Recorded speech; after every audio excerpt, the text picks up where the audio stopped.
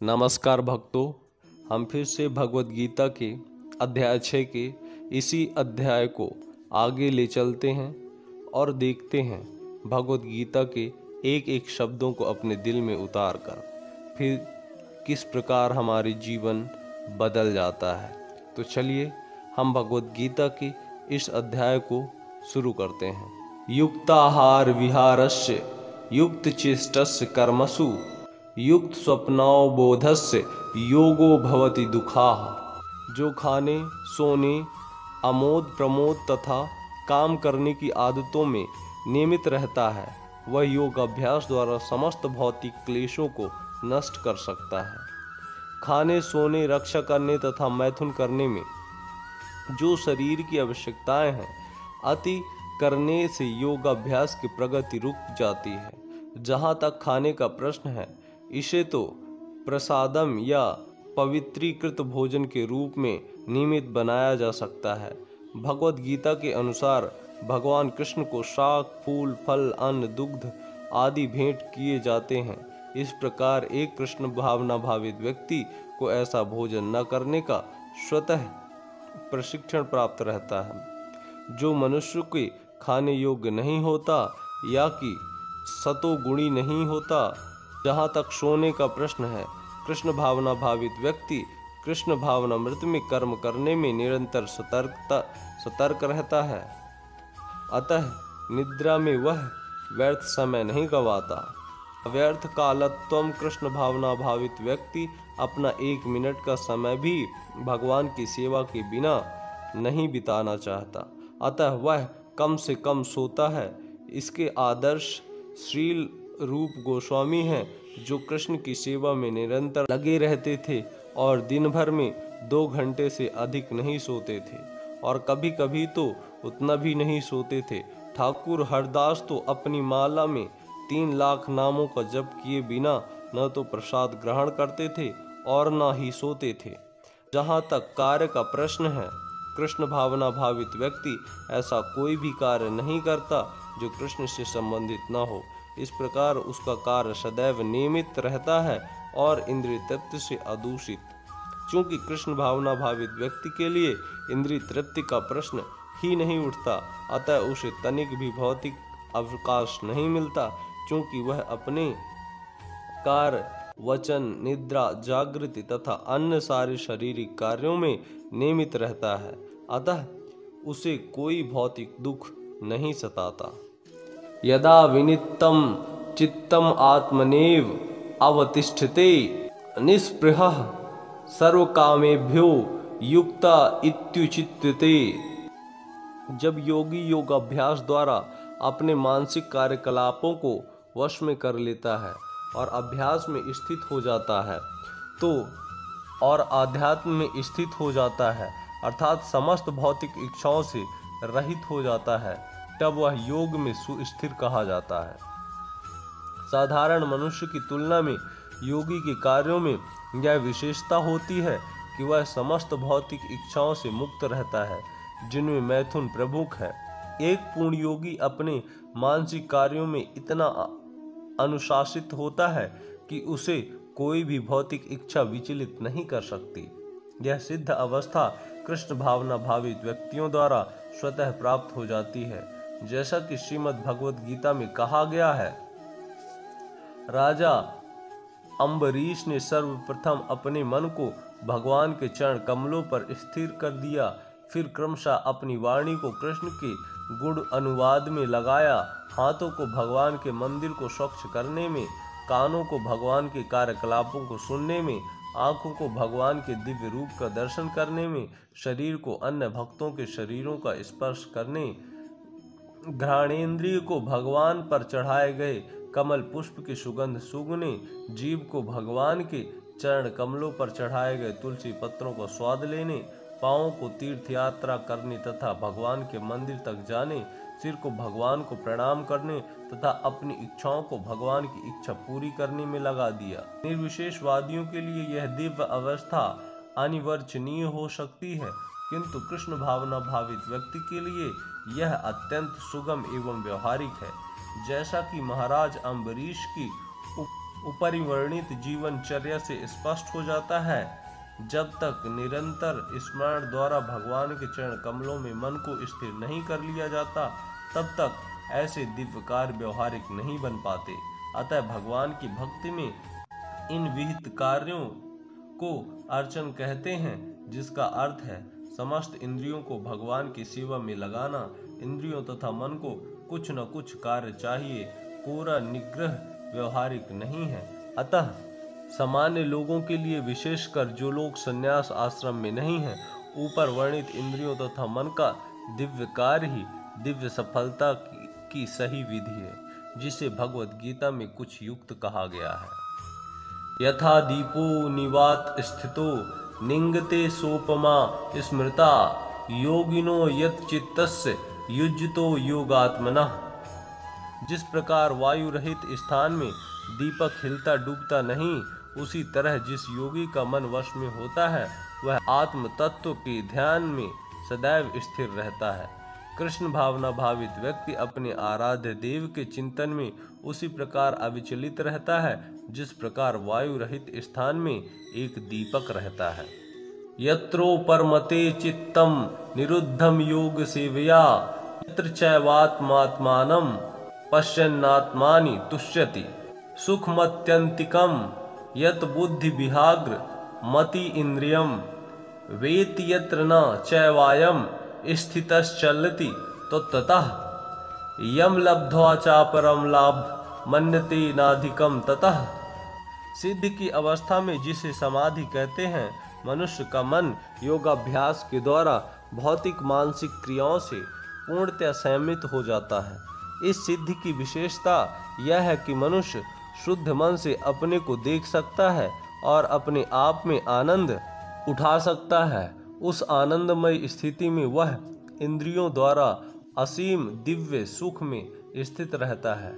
इस प्रकार स्थापित मनुष्य कभी सत्य से विपथ नहीं होता और इस सुख की प्राप्ति हो जाने पर वह इससे बड़ा कोई दूसरा लाभ नहीं मानता। ऐसी स्थिति को पाकर मनुष्य बड़ी से बड़ी कठिनाई में भी विचलित नहीं होता।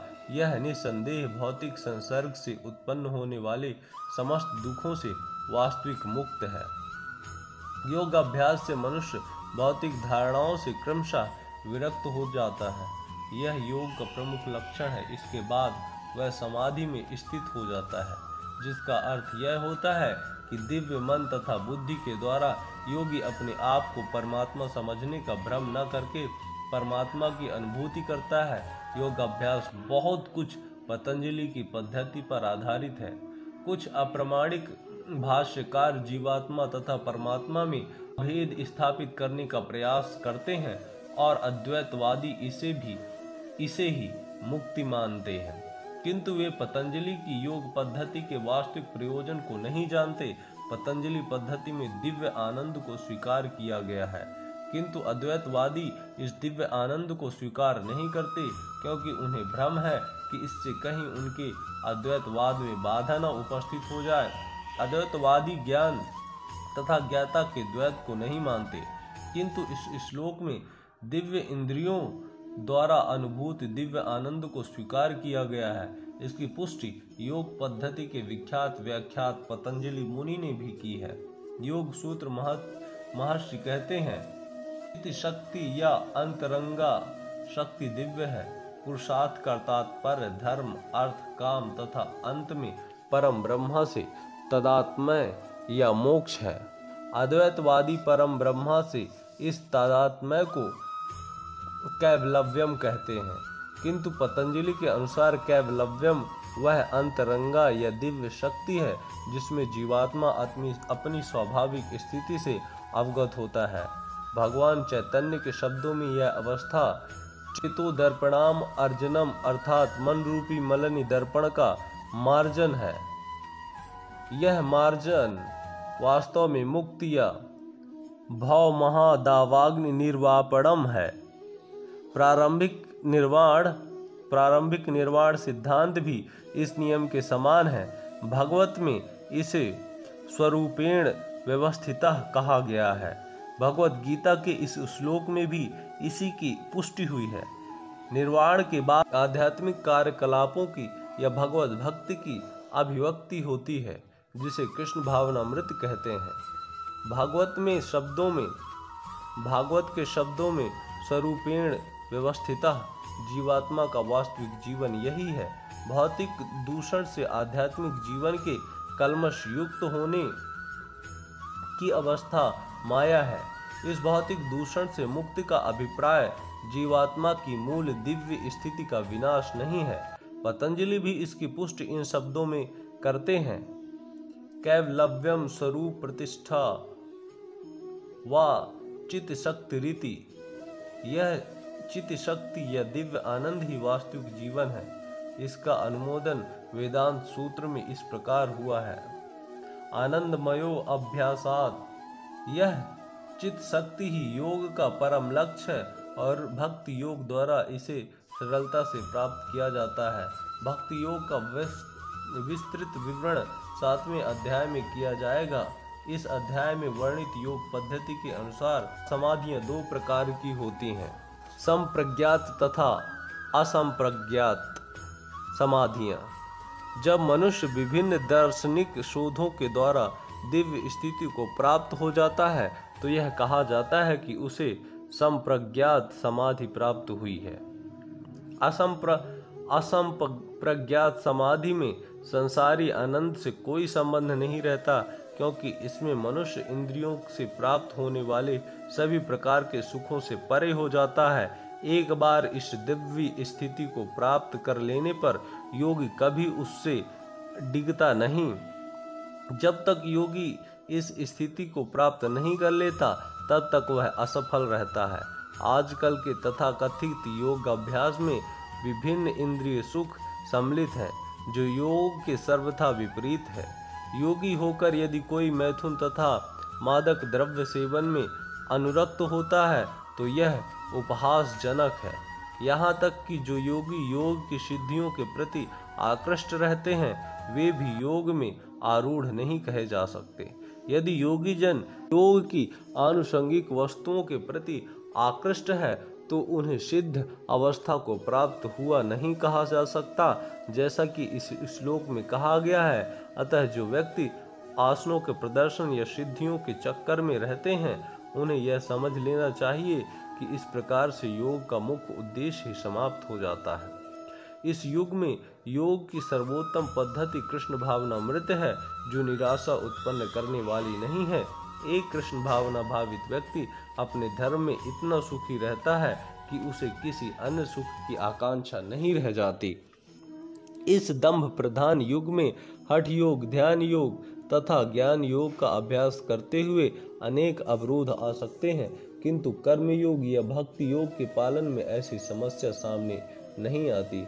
जब तक यह शरीर रहता है तब तक शरीर की आवश्यकताओं, आहार, निद्रा तथा भय तथा मैथुन को पूरा करना होता है, किंतु जो व्यक्ति शुद्ध भक्ति योग में अथवा कृष्ण भावनामृत में स्थित होता है वह शरीर की आवश्यकताओं की पूर्ति करते समय इंद्रियों को उत्तेजित नहीं करता, प्रत्युत वह घाटे के सौदे का सर्वोत्तम उपयोग करके जीवन की न्यूनतम आवश्यकताओं को स्वीकार करता है और कृष्ण भावना भावित में दिव्य सुख भोगता है। वह दुर्घटनाओं, रोगों, अभावों और यहाँ तक कि अपने प्रियजनों की मृत्यु जैसे आपातकालीन घटनाओं के प्रति भी निरपेक्ष रहता है, किंतु कृष्ण भावनामृत या भक्ति योग संबंधी अपने कर्मों को पूरा करने में वह सदैव सचेष्ट रहता है। दुर्घटनाएं उसे कर्तव्य पथ से विचलित नहीं कर पाती, जैसा कि भगवद गीता में कहा गया है। वह इन प्रासंगिक घटनाओं को सहता है क्योंकि वह यह भली भांति जानता है कि ये घटनाएं ऐसे ही आती जाती रहती हैं और इनसे उसके कर्तव्य पर कोई प्रभाव नहीं पड़ता। इस प्रकार वह योगाभ्यास में परम सिद्धि प्राप्त करता है।